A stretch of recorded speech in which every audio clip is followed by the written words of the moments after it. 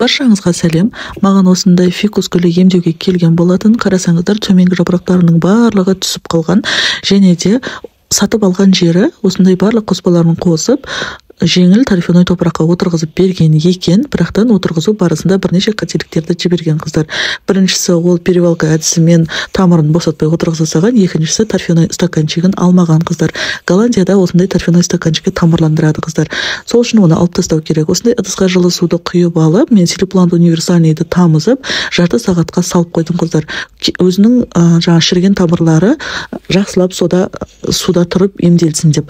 Және осындай барлық қоспаларын қосып, минералды қоспаларын қосып, және ауа өткізгіш рахилителдерін қосып, керемет агробайтпен профессиональный топырақты жасап алып, осылай отырғызып бердім өзіне. Және жаңағы Силиплант универсальный қосылған сумен суғарып, жарты литр суға 3 тамшы цирконымды қосып, стресстен шығару үшін жапырақтарын